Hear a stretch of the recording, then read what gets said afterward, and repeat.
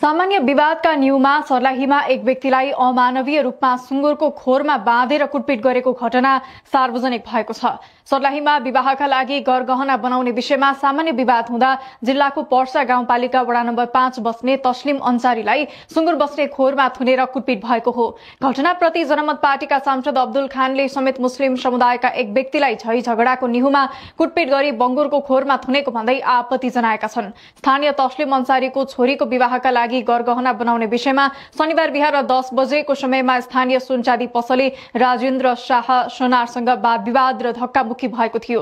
घटना भएको केही समयमै सुनचाँदी व्यवसायी सोनारले स्थानीय केही व्यक्तिलाई लगाएर तस्लिम अन्सारीलाई सुँगुर बस्ने खोरमा थुनेर कुटपिट गरेको पीडितका छोरा कौशल अन्सारीको आरोप छ। अन्सारीलाई कुटपिट गरेको भिडियोहरू सामाजिक सञ्जालमा भाइरल बनेपछि यो विषय सांसद खानले संसदमा उठाएका छन्। आइतबार प्रतिनिधि सभाको बैठकमा बोल्दै उनले यस्तो नीच हरकत गर्नेलाई कानूनी कारबाहीको दायरामा ल्याउन समेत जोड दिएका छन्। केही अराजक तत्वहरूले सामाजिक झै झगडालाई लिएर धार्मिक द्वन्द्व फैलाउने हरकत पटक पटक गरिरहेका छन्। यही सिलसिलामा हिजो सर्लाही पर्सा वडा नम्बर 5 को तस्लिम अन्सारीलाई केही व्यक्तिहरूले मारपिट गरी बंगुरको खोरमा थुन्ने जस्तो नीच हरकत गरेका छन्। खानले भने देश निर्माणमा अहम भूमिका खेल्ने मुस्लिमहरू बंगुरको खोरमा थुनिनु दुःखद हो, जबकि मुस्लिमलाई बंगुरको नजिक जानु त परै जाओस् हेर्न पनि वर्जित रहेको छ। उनले थपे यसरी पटक पटक मुस्लिम र दलितमाथिको आस्थामाथि हमला गर्नु कहीं कतै स्वीकार्य छैन।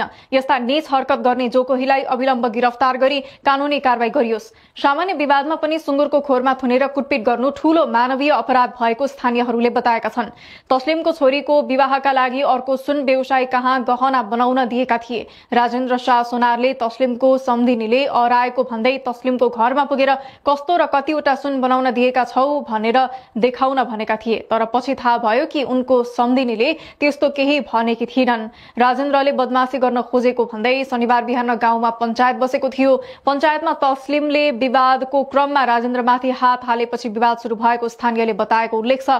घटनामा संलग्न रहेको आरोपमा सर्लाही प्रहरीले 6 जनालाई पक्राउ गरेको छ। पक्राउ पर्नेमा अन्सारी, उनका दाई अहमद अन्सारी, राजेन्द्र शाह सोनार, सोनारका छोरा कमलेश शाह सोनार, राहुल कुमार महतो र पप्पू कुमार यादव रहेका छन्।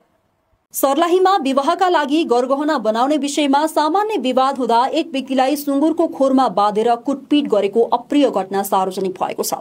जिल्लाको पर्सा गाउँपालिका वडा नम्बर 5 बस्ने तस्लिम अन्सारीलाई सुँगुर बस्ने खोरमा थुनेर कुटपिट भएको छ। अन्सारीलाई कुटपिट गरेको भिडियोहरू अहिले सामाजिक सञ्जालमा भाइरल बनेका छन्। तस्लिम अन्सारीको छोरीको विवाहका लागि गरगहना बनाउने विषयमा शनिबार बिहान 10 बजेको समयमा स्थानीय सुनचाँदी पसले राजेन्द्र शाह सोनारसँग वाद विवाद र धक्का मुक्की भएको थियो। घटना भएको केही समयमै सुनचाँदी व्यवसायी सोनारले स्थानीय केही व्यक्तिलाई बोलाएर तस्लिम अन्सारीलाई सुँगुर बस्ने खोरमा थुनेर कुटपिट गरेको पीडितका छोरा कौशल अन्सारीको आरोप छ। यता घटनामा संलग्न रहेको आरोपमा सर्लाही प्रहरीले 6 जनालाई पक्राउ गरेको छ। पक्राउ पर्नेमा अन्सारी, उनका दाई मोहम्मद अन्सारी, राजेन्द्र शाह सोनार, सोनारका छोरा कमलेश शाह सोनार, राहुल कुमार महतो र पप्पू कुमार यादव रहेको जिल्ला प्रहरी कार्यालय सर्लाहीका प्रवक्ता डीएसपी सरोज राईले जानकारी दिएका छन्। डीएसपी राईले घटनाको कारण र यसमा संलग्नहरूबारे अनुसन्धान भइरहेको बताएका छन्।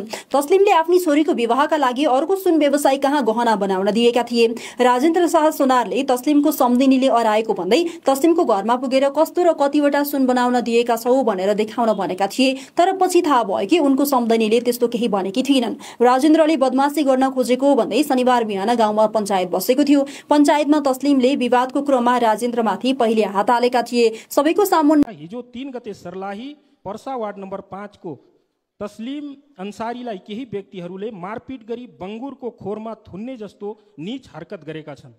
देश निर्माणमा अहम भूमिका खेल्ने मुस्लिमहरू बंगुरको खोरमा थुनिनु दुःखद कुरा रहेको छ, जबकि मुस्लिमहरूलाई बंगुरको नजिक जानु त परै जाओस् हेर्न पनि वर्जित रहेको छ। यसरी पटक पटक मुस्लिम र दलितहरूको आस्थामाथि हमला गर्नु कहीं कतैबाट स्वीकार्य छैन। त्यसकारण मुस्लिम समुदायको ऐतिहासिक, धार्मिक, सांस्कृतिक र पहिचानको संरक्षण गरिनु सरकारको ध्यान आकर्षण गराउन चाहन्छु। साथै यस्ता नीच हरकत गर्ने जो कोहीलाई अविलम्ब गिरफ्तार गरी कानूनी कारवाही गरियोस् भने सभामुखज्यू मार्फत गृह मन्त्रालय र सदनको गम्भीर ध्यान आकर्षण गराउन चाहन्छु। र हरेक धर्मावलीको हो, तर संविधानमै उल्लेख भए तापनि हाम्रो समाजमा अहिले पनि यो अवस्था देखिएको छैन। भर्खरै हिजो घटेको घटना सर्लाहीको सर्लाहीको पर्सा गाउँपालिका 5 नम्बरमा मुस्लिम समुदायका सदस्यहरू तस्लिम अन्सारी र सलिम अन्सारीमाथि भएको अमानवीय व्यवहारप्रति म घोर भर्त्सना गर्न चाहन्छु। उनीहरूलाई सामान्य सभामुख महोदय, उनीहरूलाई सुँगुरको खोरमा बाँधी कुटपिट गर्नुको साथै मानव अधिकार उल्लङ्घन भएको छ। धार्मिक संवेदनशीलताको क्रूर अपराध भएको पराकाष्ठा नागेको देखिएको छ। मुस्लिम धर्ममा सुँगुरलाई अपवित्र मानिन्छ। त्यस्तो सुँगुरको यदि सम्पर्कमा पनि आउँछ भने पाप मानिन्छ। त्यस्तो क्रियाकलाप गरिएको यो घटना केवल 2 व्यक्तिको मात्र होइन सभामुख महोदय, सम्पूर्ण समुदायमाथिको अपमान हो।